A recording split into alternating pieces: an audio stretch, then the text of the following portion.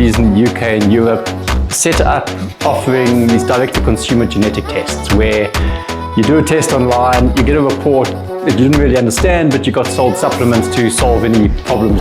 Which markers have sufficient evidence that we can put them into a report and it can add clinical value to the doctor working with the test. You know, there is just so much knowledge and information that sits within scientific journals, that sits within academia, that never translates down to the proverbial man in the street to actually derive some benefit from what we know. The team doctor explained to us this guy would put on weight during the Tour de France.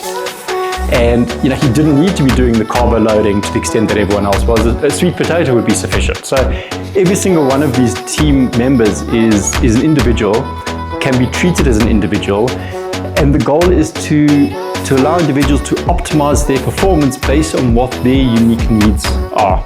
You're all trying to optimize your performance on the bike. I know it's easier to go out and buy a new bike rather than do a bit of nutritional optimization, but it's also a lot more expensive, and there's only so many times you can justify it to your partner.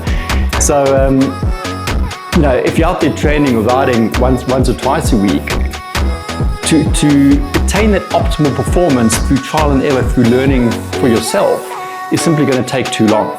And so where a DNA test comes in is to shortcut that trial and error and get you onto the most optimal training, the most optimal nutrition plan in the shortest possible space of time.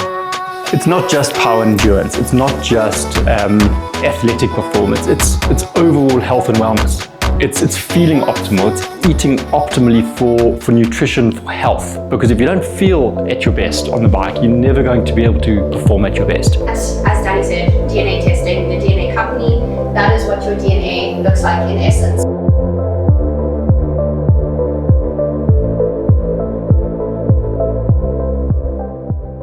I am trying to simplify some very I think you're doing enough to mitigate that. Applicable to me, and I think it was quite important, and we discussed this quite a bit, was Ryan's ApoE gene. So if any of you have heard about ApoE before, basically what it is, it's a carrier of cholesterol. So it transports cholesterol to your cell and then removes excess cholesterol via the liver. And then the NAC, the antioxidants, Yeah. MAC, I don't know how you say That it. one was for detox, but yeah. So I don't even know actually. But yeah, there's definitely family history of it.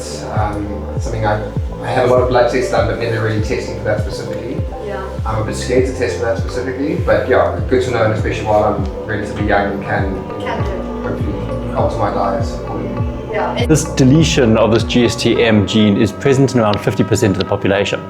So these are not rare, I'm sorry Ryan, they're not rare, you're not special.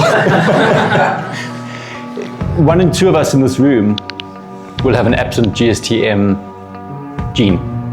And so it's really important to know, because as with all of these results, there is an intervention. You can do something with the information we're giving you. These tests are meant to be empowering, to take control of your own health, and by having this information and knowing what the intervention is, all you're doing is taking that responsibility and doing everything you can to avoid the risks that these gene variations might cause. Fantastic evening here at the Technogym showroom in Rosebank, discussing the benefits of DNA testing, what you can learn from doing a DNA test in terms of your nutrition, in terms of your recovery, achieving optimal high performance levels as an athlete.